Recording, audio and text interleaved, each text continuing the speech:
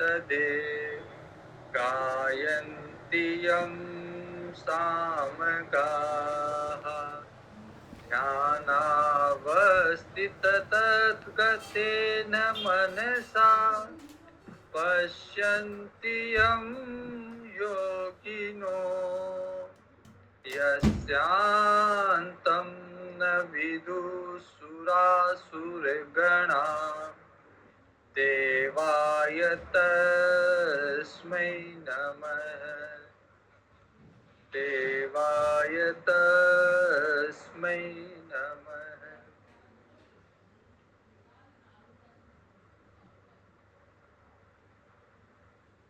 श्रीमद् भगवद गीता के 3 भागों में बांटा जा सकता है और अलग-अलग तरीके से 3 भागों में बांटते भी हैं।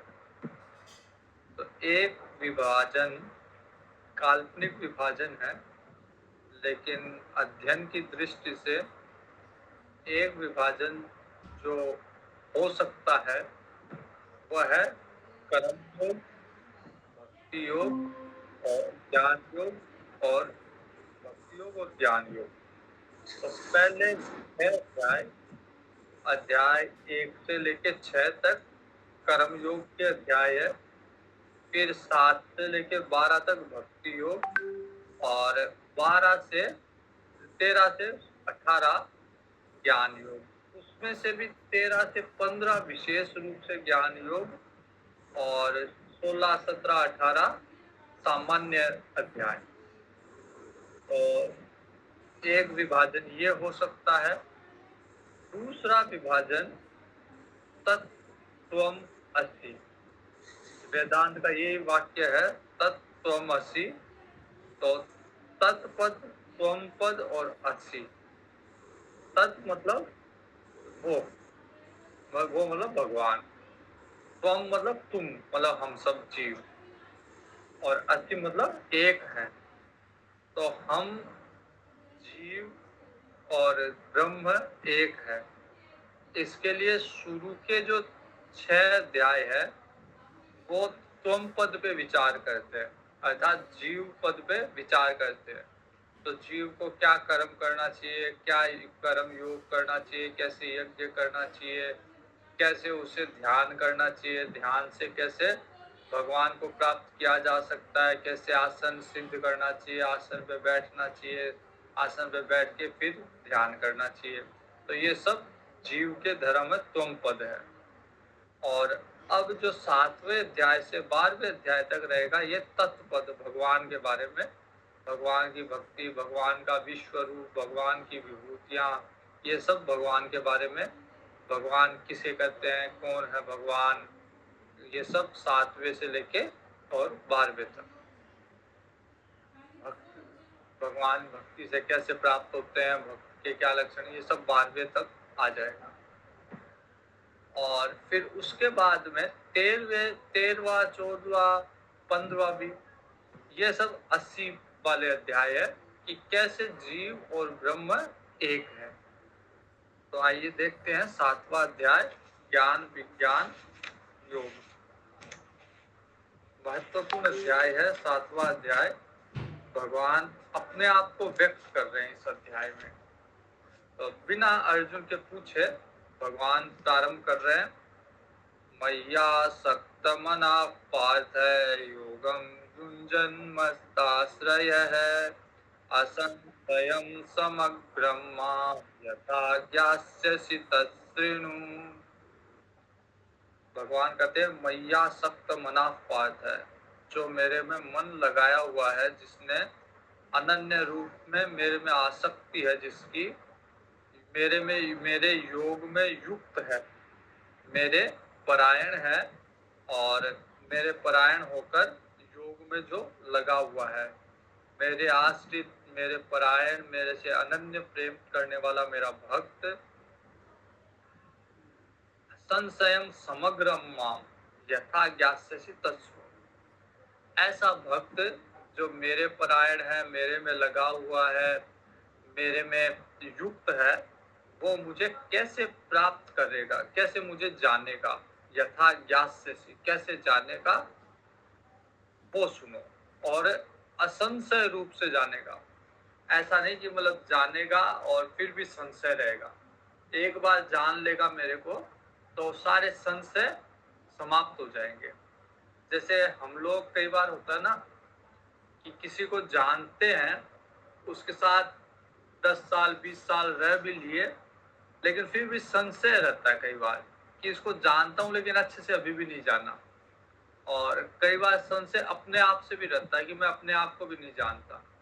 लेकिन भगवान कहते हैं कि असंशय रूप से मेरे को जानेगा, मतलब मैं अपने आप को संपूर्ण रूप से प्रकट करूंगा, कुछ भी मेरे से उस मेरे भक्त से मैं छिपाऊंगा नहीं। असंशयम समग्र माम, और समग्र पूरा का पूरा, ऐसा नहीं कि मेरे को थोड़ा सा जानेगा, ऐसा नहीं, समग्र, ऐसा नहीं कि एक भाग में जानेगा। जैसे सृष्टि भी भगवान के एक अंश में है, संपूर्ण अंश में भगवान के सृष्टि नहीं है, भगवान के केवल एक अंश में सृष्टि है।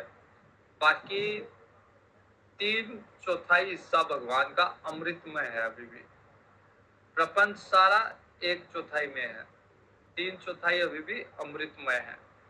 तो भगवान कहते हैं कि समग्र रूप से जानेगा, केवल इस प्रपंच को ही नहीं जानेगा, इस प्रपंच के बाहर जो अमृतमय स्वरूप है मेरा, उसे भी जानेगा, समग्र रूप से जानेगा। कैसे जानेगा वो मैं बताऊंगा, वो सुनो।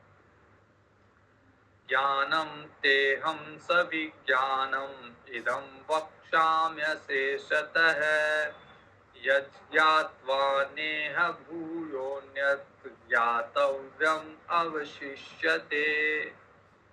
और केवल जानेगा नहीं, केवल ज्ञान नहीं होगा, बल्कि ज्ञान के साथ विज्ञान भी होगा, अर्थात उसको मेरा अनुभव भी होगा। जैसे अगर मान लीजिए कि किसी को रॉकेट बनाने का केवल ज्ञान हो, उसको पता हो रॉकेट कैसे बनाई जाए, और किसी को उस ज्ञान के साथ अनुभव भी हो, विज्ञान भी हो, वो जानता भी है, उसने बनाई भी है, उसने उसका अनुभव किया है, तो भगवान कहते हैं कि मेरे को भी केवल ज्ञान नहीं, ज्ञान और विज्ञान के सहित, तो ज्ञानम तेहम सविज्ञानम, सविज्ञान सही विज्ञान के अनुभव के सहित भी मेरे को जानेगा। ज्ञानम तेहम, वो मेरे को ज्ञान और विज्ञान सविज्ञान जानेगा। इदम वक्ष्यामि अशेषतः, मैं ऐसे बताऊंगा और अशेषतः, कुछ छिपाऊंगा नहीं, सब कुछ बता दूंगा, कुछ भी शेष नहीं रहेगा। तो भगवान कहते हैं अब मैं अपने आप को व्यक्त कर रहा हूँ, और इस तरह व्यक्त कर रहा हूँ कि कुछ भी छिपाऊंगा नहीं, अशेषतः। और केवल ज्ञान नहीं दूंगा, ज्ञान के साथ विज्ञान भी दूंगा, अपना अनुभव भी दूंगा। यज्ञात्वा नेह भूयोऽन्यत् ज्ञातव्यम् अवशिष्यते। और मेरे को जान लेगा तो फिर संसार में कुछ भी जानना शेष नहीं रहेगा। पर संसार में जो कुछ भी हम जान रहे हैं, जान सकते हैं, वो सब का ज्ञान भगवान के ज्ञान होने पे, भगवान का ज्ञान होने पे इन सब का ज्ञान अब स्वतः हो जाता है, अपने आप हो जाता है। जितना भी संसार में हम ज्ञान प्राप्त कर सकते हैं, कर रहे हैं, कर चुके हैं, वो सारा का सारा ज्ञान अगर भगवान, केवल भगवान को जान ले तो भगवान, ये सारा का सारा ज्ञान स्वतः हो जाएगा, क्योंकि भगवान सर्वज्ञ है। और भगवान को जानने पे भगवान की सारी विभूति उस व्यक्ति में आ जाती है। तो क्योंकि भगवान सर्वज्ञ है, भगवान को सब कुछ पता होता है, तो भगवान को जानने वाला भी सर्वज्ञ हो जाता है, उसको भी सब कुछ पता होता है। तो भगवान कहते हैं कि अब मेरे को जानने के बाद में कुछ भी जानना शेष नहीं रह जाएगा।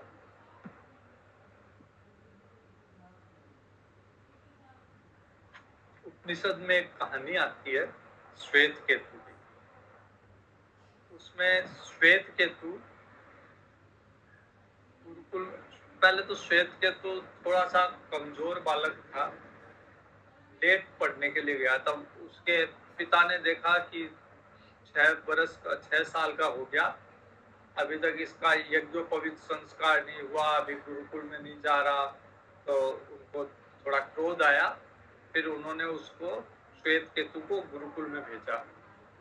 गुरुकुल में 12 साल रहने के बाद जब श्वेत केतु वापिस आया तो उसमें थोड़ा अहंकार था श्वेत केतु में कि मैंने सब कुछ पढ़ लिया।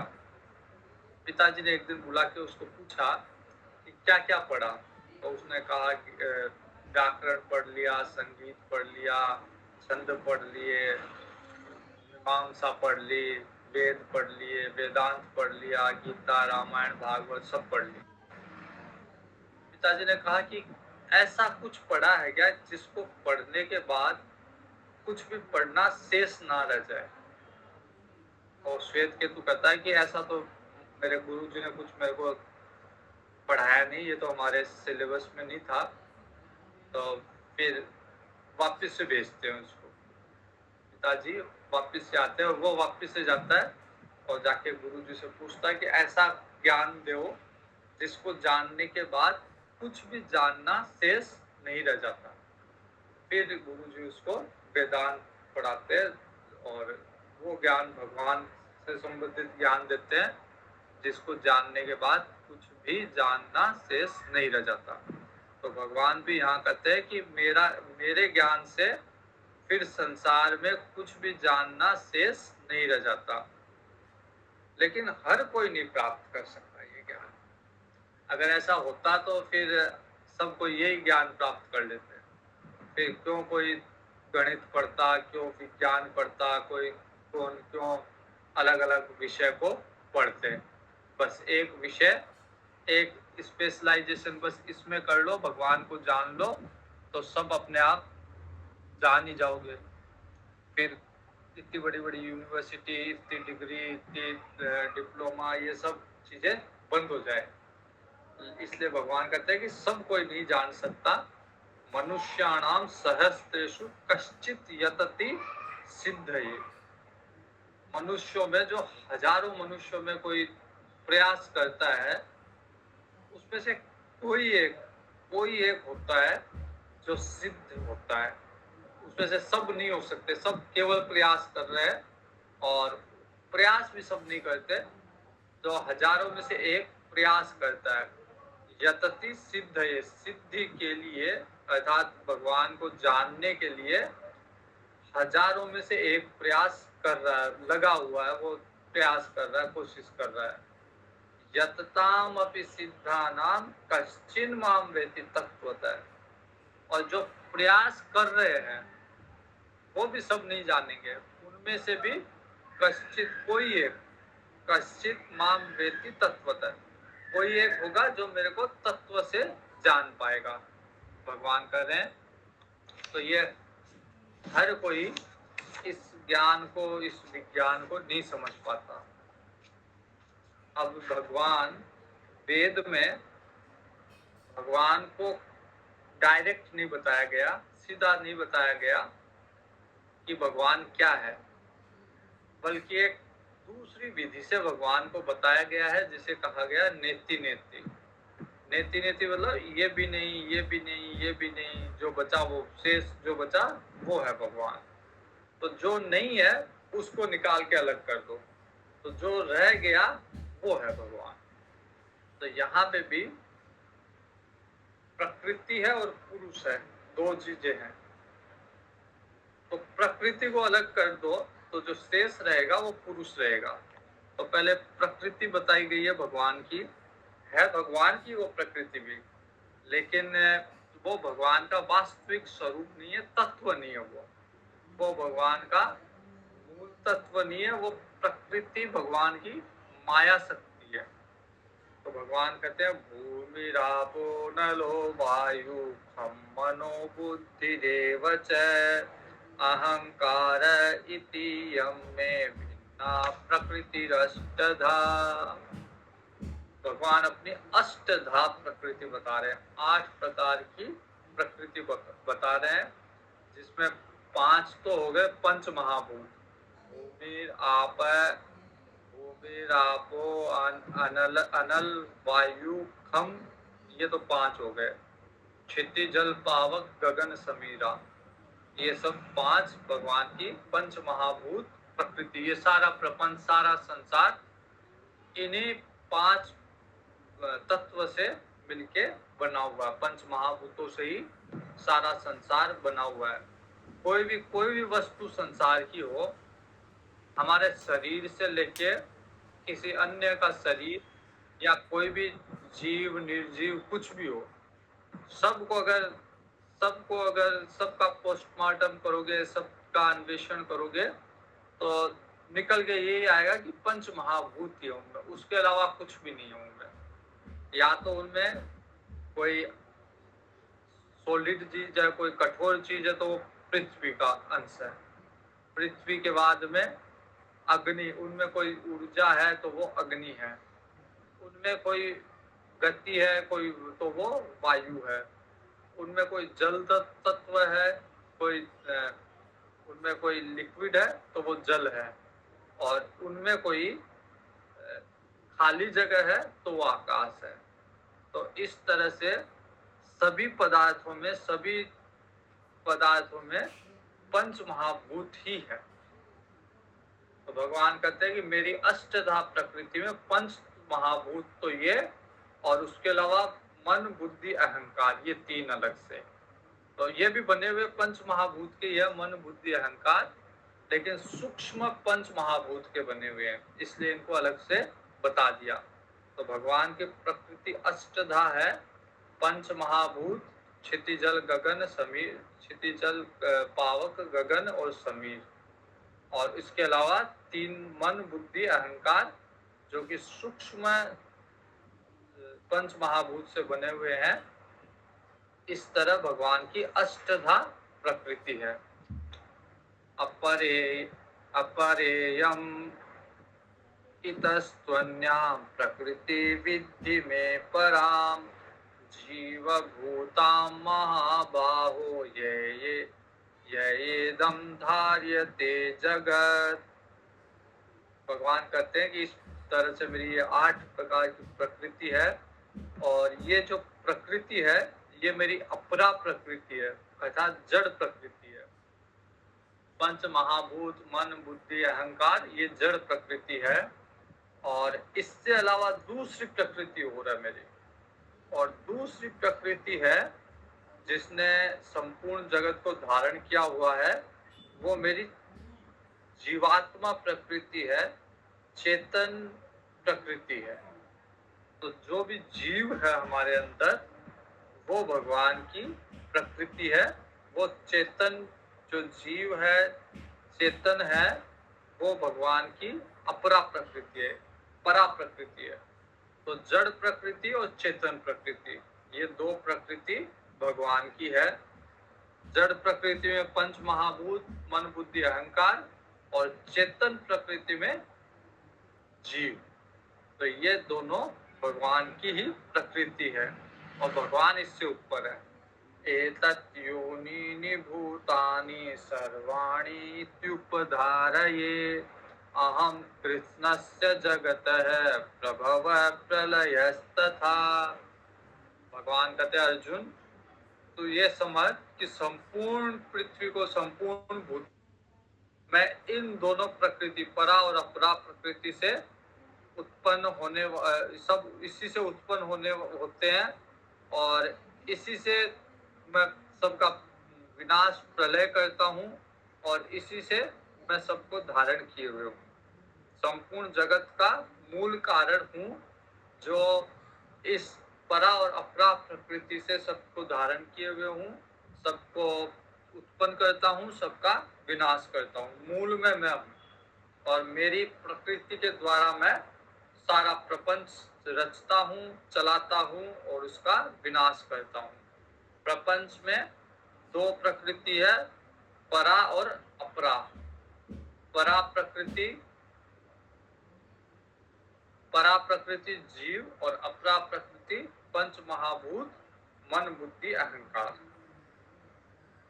मत्तः परतरं नान्यत् किंचित् अस्ति धनंजय, मयि सर्वमिदं प्रोतं सूत्रे मणिगणा इव।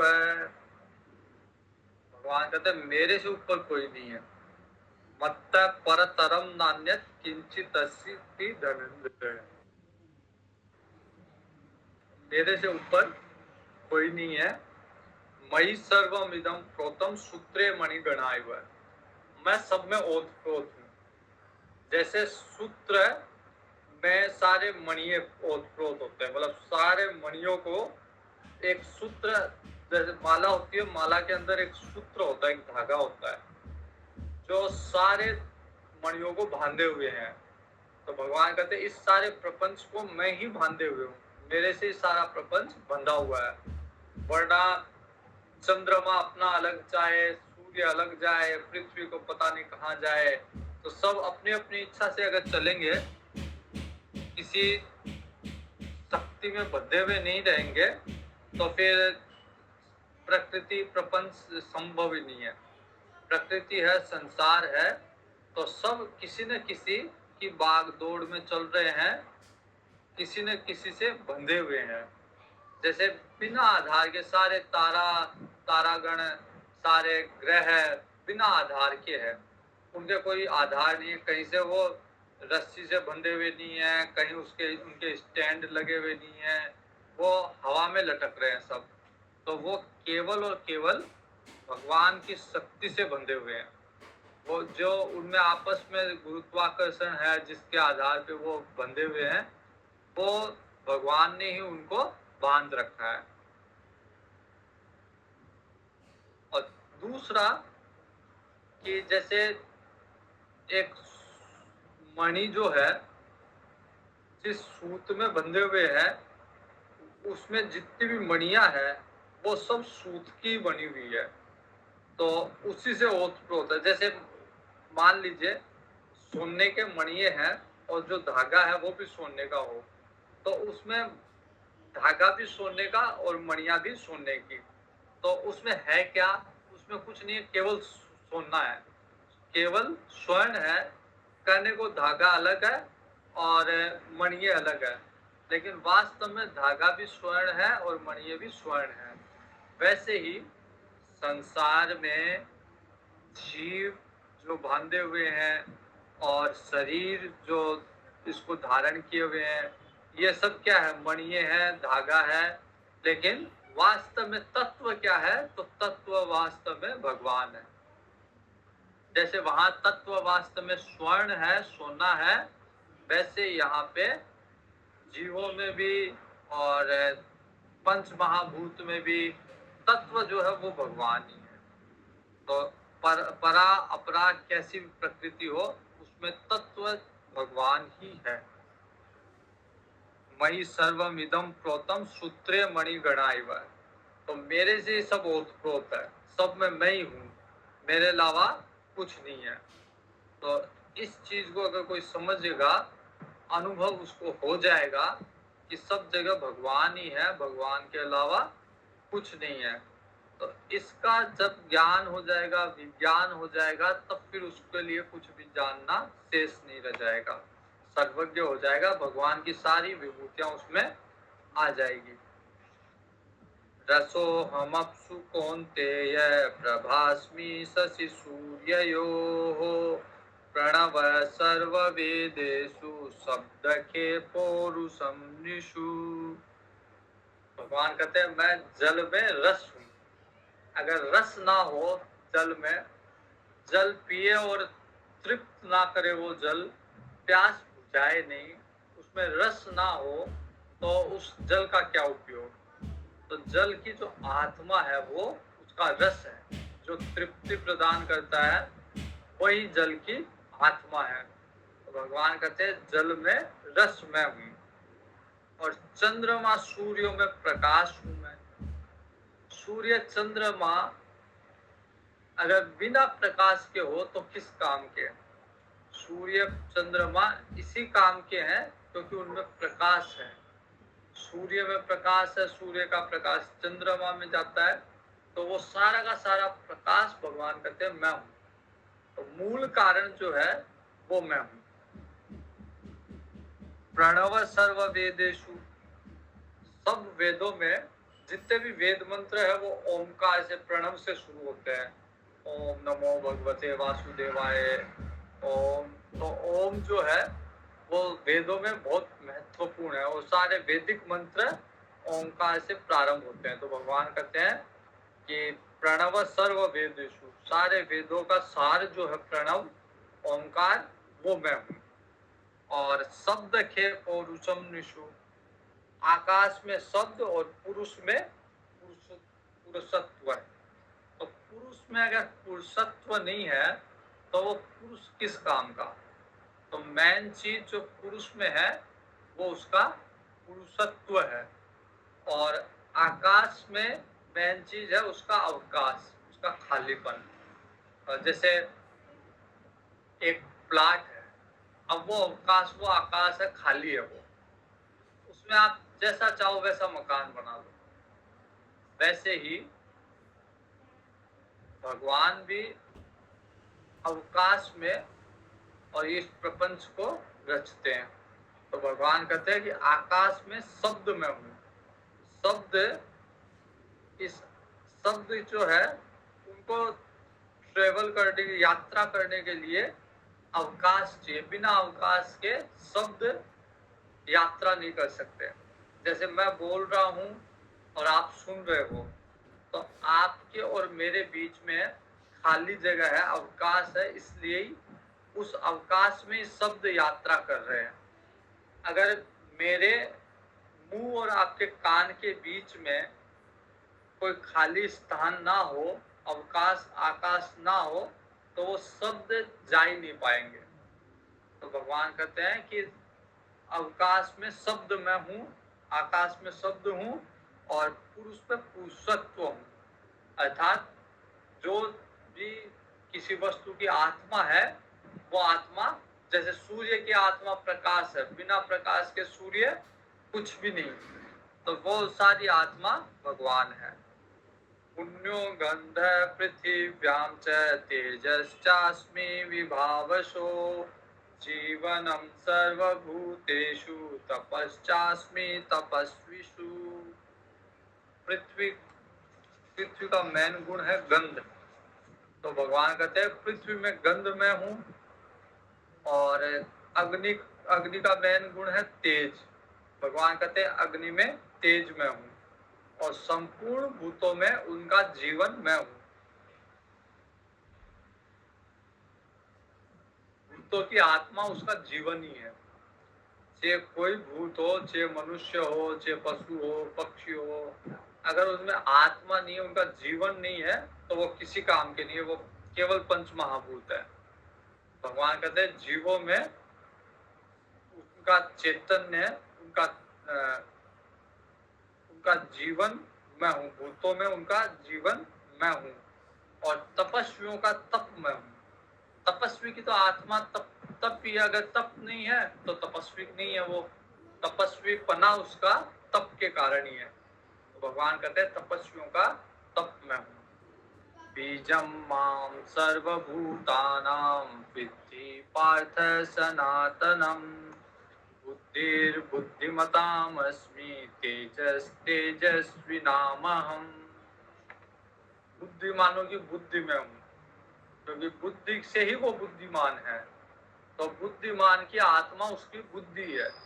अगर आत्मा हटा दो, बुद्धि हटा दो, तो हो सकता है कि वो जीवित रहे, लेकिन वो बुद्धिमान नहीं रहेगा। वो सामान्य प्राणी रहे, लेकिन बुद्धिमान से बुद्धि हटा दो तो सामान्य प्राणी तो है ही वो, लेकिन फिर बुद्धिमान नहीं रहेगा। तो भगवान कहते हैं बुद्धिमान की बुद्धि में हूँ, मतलब उसकी आत्मा मैं हूँ। ऐसे ही तेजस्वी नाम अहम, तेजस्वीवान कोई व्यक्ति है, उसका तेज में हूँ, क्योंकि तेज ही उसकी आत्मा है। अगर तेज हटा दो तो वो आदमी तो रहेगा, लेकिन तेजस्वीवान नहीं रहेगा। तो तेजस्वीवान का जो आत्मा है तेज, वो मैं हूँ। बीजम माम सर्वभूतानाम, सब भूतों का मूल बीज मैं हूँ। मेरे से सारे भूत उत्पन्न हुए हैं। तो अगर किसी भी भूत का बीज समाप्त हो जाए तो उसका अस्तित्व समाप्त हो जाएगा। तो उसकी आत्मा उस शक्ति में है जो उसे पुनर्जीवित तो नहीं बोलूंगा, लेकिन उसका विस्तार करे। जैसे बीज होता है पौधा, तो एक पौधे से दूसरा पौधा जो बीज के रूप में उसकी परंपरा चलती है। तो भगवान कहते हैं कि सारे बीज में हूँ, क्योंकि बीज से ही उस नस्ल की परंपरा आगे बढ़ती है। और वो बीज ही महत्वपूर्ण है, वो बीज ही सबकी आत्मा है। भगवान कहते हैं बीजम माम सर्वभूता नाम, सर्वभूतों का मूल बीज में ही हूँ।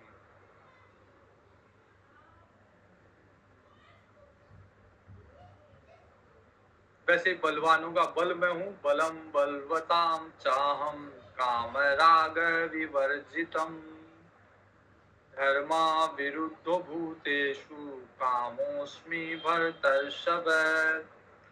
तो बिना काम बिना राग के जो बल है, बल बिना काम और कामना के और बिना राग के जो बल है, सात्विक बल है, वो बल मैं हूँ बलवानों का। और धर्म के अविरुद्ध अर्थात धर्म सम्मत अगर कोई काम है, काम कर रहा है, कामना है, काम वासना है, तो वो मैं हूँ। धर्मो अविरुद्धो भूतेषु कामोस्मि भरतर्षभ। धर्म सम्मत अगर कोई काम है तो वो मैं हूँ।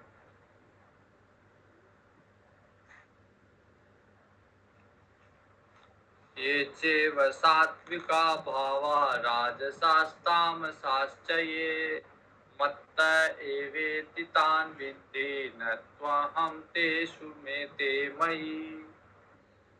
अब यहाँ समझने की बात है कि भगवान कहते हैं कि जो भी सत्व रजो तमस गुण है वो मेरे से उत्पन्न हुए हैं। मत्त एवेति तान विद्धि, मेरे से उन्होंने वृद्धि को प्राप्त की है, लेकिन मैं उनमें नहीं हूं। अर्थात सारे के सारे गुण, रजोगुण तमोगुण सत्वगुण मेरे से उत्पन्न हुए हैं। मैंने इनको उत्पन्न किया, लेकिन फिर भी मैं इनसे बंधा हुआ नहीं हूँ, क्योंकि भगवान जो है गुणातीत है, इन गुणों से ऊपर उठे हुए हैं। भगवान न तामसिक है, न राजसिक है, न सात्विक है। हालांकि ब्रह्मा विष्णु महेश के रूप में रजोगुण सत्वगुण रजोगुण और तमोगुण धारण करते हैं भगवान, लेकिन वास्तव में धारण करके भी इन गुणों से ऊपर है। जैसे भगवान शिव है, लोग कहते हैं कि तमस को धारण करके विनाश लीला करते हैं, लेकिन वास्तव में तमस से अप्रभावित है भगवान शिव, तमस से ऊपर उठ चुके हैं। तो भगवान सारे गुणों को धारण करते हुए भी उन गुणों के से ऊपर है, गुणातीत है। गुणैर्मयैर्भावे एवि सर्वं विदं जगत् मोहितं नाभिजानाति मामेभ्यः परमव्ययम्। अब भगवान कहते हैं कि 3 गुणों से, सत्व तमस और रजस से मैंने इस सारे जगत को धारण किया हुआ है, लेकिन लोग इनमें मोहित हो रहे हैं, इसलिए मेरे को नहीं देख पा रहे। मोहितम ना भी जानाति। अब भगवान ने वैसे अपने आप को व्यक्त कर दिया अब तक कि मैं सबकी आत्मा हूँ और मैं परा अपरा प्रकृति से परे हूँ, फिर भी और परे होते हुए भी मैं आत्मा हूँ।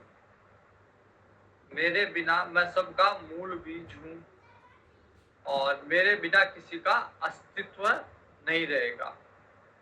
तो इस तरह भगवान ने अपने आप को व्यक्त कर दिया। और जैसे शुरू में भगवान ने कहा था कि मनुष्याणाम सहस्रेषु, हजारों में से कोई एक है जो मेरे को जानने की इच्छा करेगा, उनमें से कोई एक मेरे को जान पाएगा।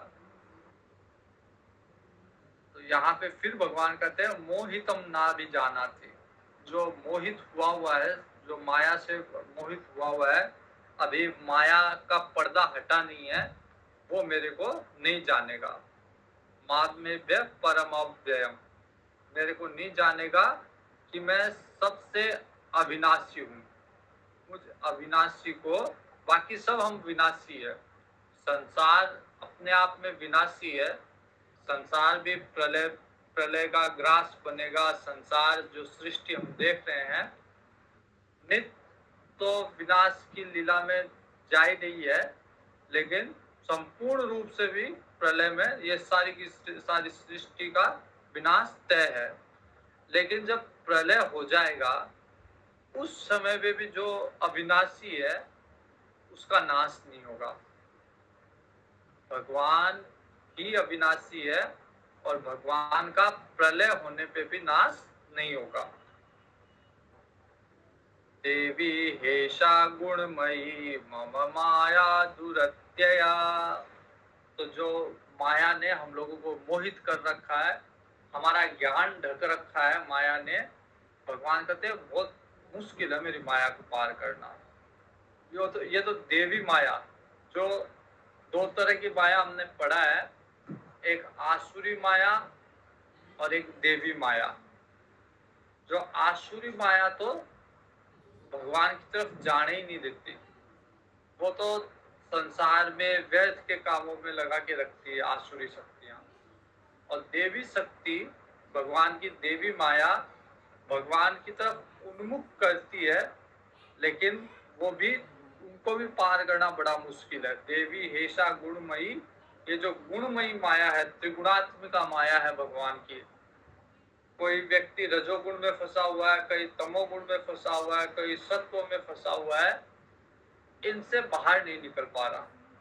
तो ये जो माया है भगवान की गुणमयी माया, भगवान ने कहा है मम माया दुरत्यया, उसे पार पाना मुश्किल है, आसान नहीं है। दुरत्यया बहुत मुश्किल है। मामेव, ये अब रास्ता बता रहे हैं, केवल समस्या नहीं, समस्या का समाधान क्या है। तो भगवान कहते हैं मामेव ये प्रपद्यन्ते मायाम एताम तरन्ति ते, कि जो मेरी शरण में आ जाए ये माया को पार पा लेता है, माया से पार पा लेता है। अन्यथा तो माया में ही खेलता रहता है, माया में ही उलझा रहता है, मुझ तक आता ही नहीं है, क्योंकि माया ने पर्दा डाल रखा, माया ने ढक रखा उसके ज्ञान को, उसके विवेक को ढक रखा माया ने। तो जो मेरी शरण में आ गया, मैं उसके लिए माया का पर्दा हटा दूंगा।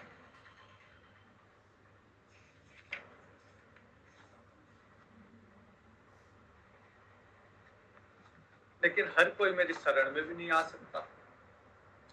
भगवान ने पहले कर दिया, मनुष्याणाम सहस्रेषु कश्चित् यतति सिद्धये यत्ताम अपि सिद्धानाम कश्चिन् माम देति तत्त्वतः। हजारों में से कोई एक प्रयास करेगा, प्रयास करने वालों में से कोई एक मेरे को तत्व से जान पाएगा। भगवान ने कहा क्यों नहीं जान पा रहे? क्योंकि माया ने ढका हुआ है, उसकी बुद्धि ढकी हुई है। और माया से पार कैसे पाया जाएगा? तो मेरी शरण में आ जाएगा, मेरे शरणागत हो जाएगा, वो माया से पार पा जाएगा। फिर भगवान में कहते हैं कि मेरी शरण में भी हर कोई नहीं आ सकता, क्योंकि जब माया है तो माया शरण में भी नहीं जाने देगी। तो नमाम दुष्कृतिनो मूढ़ा प्रपद्यन्ते नराधमा, जो दुष्ट है, माया के द्वारा जिसका ज्ञान हरा गया है, वो कभी भी, आसुरी स्वभाव वाले लोग कभी भी मेरी शरण में नहीं आएंगे। दूषित कर्म करने वाले मूढ़ कभी मेरे को नहीं बचेंगे, मेरा ध्यान नहीं करेंगे, मेरी शरण में नहीं आएंगे। तो मनुष्यों में जो नीच प्रवृत्ति के है, दुष्ट लोग हैं, वो मेरे पास नहीं आएंगे। तो भगवान को, भगवान के ज्ञान को माया ने ढक रखा, हमारे ज्ञान को, विवेक को। और माया जब तक नहीं हटेगी जब तक भगवान की शरण में न चल जाए, और भगवान की शरण में जब तक नहीं जा सकते जब तक हम शुद्ध ना हो। तो भगवान की शरण में जब तक नहीं, कोई भी मूढ़ व्यक्ति कोई भी आसुरी स्वभाव का व्यक्ति जिनका ज्ञान माया से हरा हुआ है वो नहीं जा सकता। तो सब मूल बात यही है कि भगवान तक जाना है तो सबसे पहले अपने आप को शुद्ध करो, अपना मन साफ करो। तो जब मन साफ होगा, मन शुद्ध होगा, वो व्यक्ति भगवान की शरण में जाएगा, तब भगवान जाके माया का पर्दा हटाएंगे। माया का पर्दा हटाने में भगवान का ज्ञान, भगवान का विज्ञान हमें प्राप्त होगा। चतुर्विधा भजते माम जना सुकृतिनो अर्जुन। तो वो तो जो पापी लोग थे उसके बारे में बताया था पिछले श्लोक में कि पापी लोग मेरा भजन नहीं करेंगे, मेरी शरण में नहीं आएंगे। अब कौन भगवान की शरण में जाएगा? तो भगवान कहते हैं 4 तरह के लोग होंगे जो पुण्यवान लोग हैं, जो मेरी शरण में आएंगे, मेरा भजन करेंगे। कौन कौन है ये 4? आज तो जिज्ञासुरर्थाति ज्ञानी च भरतर्षभ। आर्त भक्त परेशान होके भगवान की शरण में आएगा। जिसको जिज्ञासा होगी, जानना है, भगवान के बारे में जानना है, वो जिज्ञासु भक्त। ज्ञानी अर्थार्थी, कुछ मांगने के लिए, ये ज्यादातर हम लोग अर्थार्थी है, कुछ न कुछ चाहिए, इसलिए भगवान की शरण में चले जाते हैं, भगवान के मंदिर में चले जाते हैं। और ज्ञानी, तो ये 4 प्रकार के भक्त है। आर्त, जिज्ञासु, अर्थार्थी और ज्ञानी। आर्त जो परेशान है, संसार से परेशान होके भगवान के चरणों में, भगवान के चरणों की शरण में आया है। जिज्ञासु, उसको जानना है भगवान के बारे में, वो जानता नहीं है, उसको कुछ न कुछ भगवान के बारे में कुछ न कुछ जानना है। तीसरा ज्ञानी, अर्थार्थी तीसरा, उसको संसार में कुछ न कुछ चाहिए, मकान चाहिए, बंगला चाहिए, गाड़ी चाहिए, पास होना चाहिए, नौकरी लगना चाहिए, विवाह चाहिए, पुत्र का विवाह, पुत्री का विवाह। तो ये सब अर्थार्थी के कैटेगरी में है। और फिर ज्ञानी, सबसे बड़ा भक्त भगवान का। ज्ञानी जो भगवान का ज्ञान विज्ञान जानता है, फिर भी भगवान का ध्यान में लगा हुआ है। तो ये 4 तरह के भक्त है। भगवान ने कहा कि माया से जिसका पर्दा ढका हुआ है, वो जब तक वो माया अपना पर्दा नहीं हटा देगी, जब तक मैं नहीं कर दूंगा। जैसे किसी के घर जाओ तो गेट खोलेगा कौन? गेट तो नौकरानी खोलेगी, नौकर खोलेगा। लेकिन वो नौकर नौकरानी तब तक नहीं खोलेंगे जब तक मालिक नहीं कर देगा। तो अंतिम नियंत्रण तो मालिक के ही हाथ में है। मालिक बोलेगा तो गेट खुलेगा, लेकिन खोलेगा कौन? खोलेगा नौकर। तो वैसे ही माया भी भगवान के इशारों में नाचती है। भगवान ने अगर कहा कि इससे माया का पर्दा हटा ले, तो माया पर्दा हटा लेगी। लेकिन जैसे नौकरी गेट खोलेगा तो माया ही अपना अपना प्रभाव समाप्त करेगी, लेकिन आदेश किसका है? भगवान का।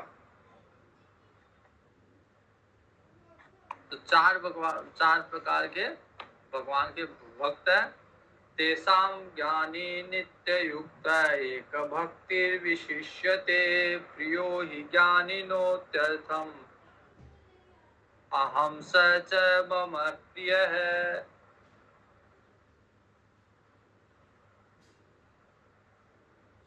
भगवान कहते हैं कि तेषाम, उनमें से, तेषाम ज्ञानी नित्य युक्त है।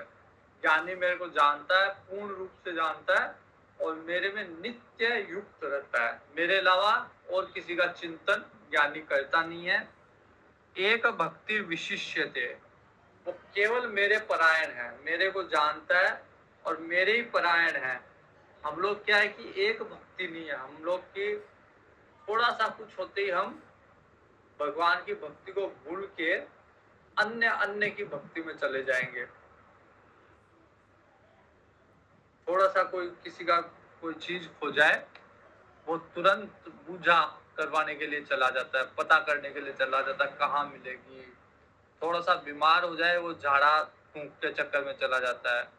तो एक भक्ति नहीं है हम लोगों में, व्यभिचारी भक्ति है। मतलब भक्ति करते हैं हम लोग, लेकिन अलग अलग लोगों पे, अन्य अन्य लोगों पे, अन्य अन्य शक्तियों पे विश्वास कर लेते हैं।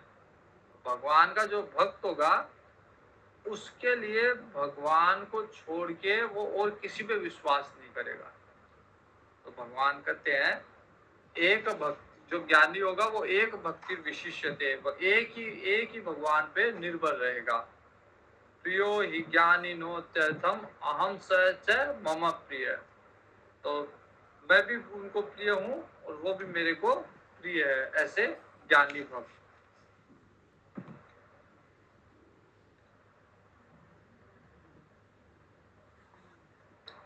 उदारा सर्व एवेते ज्ञानी त्वात्मेव मे मतम् आस्थितः सः हि युक्तात्मा मामेवानुत्तमां गतिम्। भगवान कहते जो भी मेरे चारों तरह के भक्त बताए मैंने, जिज्ञासु, अर्थार्थी, आर्थ मेरे भक्त है, आर्थ है, ज्ञान आर्थ है, जिज्ञासु है, अर्थार्थी है, ज्ञानी है, तो ये सब उदार है, सब अच्छे हैं। लेकिन इसमें से ज्ञानी त्वात्मेव मे मतम, ज्ञानी तो मेरा ही रूप है, मेरा ही स्वरूप है। मैं और ज्ञानी में, मेरे में और ज्ञानी में कोई अंतर नहीं है। कहा जाता है ब्रह्म ब्रह्म वेत्ता ब्रह्मेव भवति। जो ब्रह्म को जानता है वो ब्रह्म ही बन जाता है। तो जो ज्ञानी है भगवान को जानता है, भगवान कहते हैं कि उसमें मेरे में कोई भेद ही नहीं है, वो मेरा ही स्वरूप है।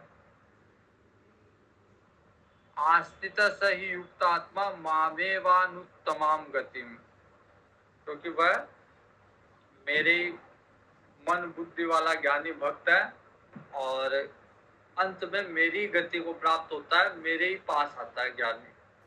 क्योंकि संसार में तो उसको कुछ चाहिए नहीं, कोई लोक भी नहीं चाहिए उसको, स्वर्ग भी नहीं जाना, ब्रह्म लोक भी नहीं जाना। तो भगवान कहते हैं कि देह त्याग के बाद वो मेरे पास ही आता है। बहुनाम जन्म नामन्ते ज्ञानवान माम प्रपद्यते। पर ऐसे ज्ञानी नहीं बनता। भगवान कहते हैं बहुत जन्मों के बाद, बहुनाम जन्म मानते, बहुत जन्मों के अंत में, ज्ञानवान माम प्रपद्यते, ज्ञानी मेरी शरण में आता है। वरना ज्ञानी भी है तो भी ज्ञानी भी बहुत जन्मों तक भटकता रहता है, अपने ज्ञान का प्रदर्शन करता रहता है, लेकिन बहुत जन्मों की साधना के बाद मेरी शरण में आता है। और मेरी शरण में आके क्या जानता है, वासुदेव सर्वमिति, वो जानता है कि सब जगह तो वास्तव में भगवान ही है। रामचरितमानस में कहा गया है सिया राम में सब जग जाने, और यहाँ पे कहा गया है वासुदेव सर्वम, भगवान वासुदेव ही सब में है। तो इस चीज को वो जानता है। तो माया नहीं हट रही थी, माया बाधा बनी हुई थी। माया हटेगी जब भगवान की शरण में जाएंगे।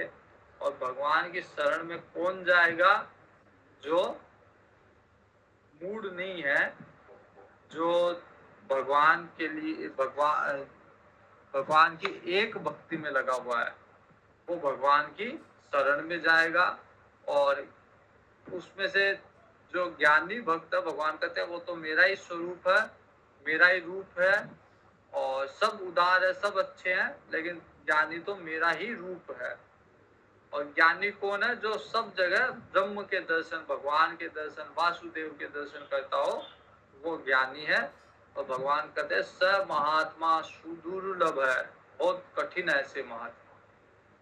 वास्तव में जो सब जगह, बोलने में तो मैं भी बोल रहा हूँ, आप लोग भी बोल लेते हैं, लेकिन वास्तव में जो सब जगह भगवान के दर्शन कर ले, वैसा महात्मा यहाँ पे लिखा हुआ है, महात्मा सुदुर्लभ है, बहुत ही दुर्लभ महात्मा कोई होता है जो सब में भगवान की दृष्टि कर पाए, सब में भगवान का दर्शन कर पाए। आज यही रखते हैं, शेष कल देखें। ओम पूर्णमद पूर्णमिदं पूर्णात् पूर्णमुदच्यते पूर्णस्य पूर्णमादाय पूर्णमेवा अवशिष्यते। ओम शांति शांति शांति। हरि ओम श्री गुरुभ्यो नमः। हरि ओम। हरि ओम। नमस्ते आप सभी को। धन्यवाद। हरि ओम।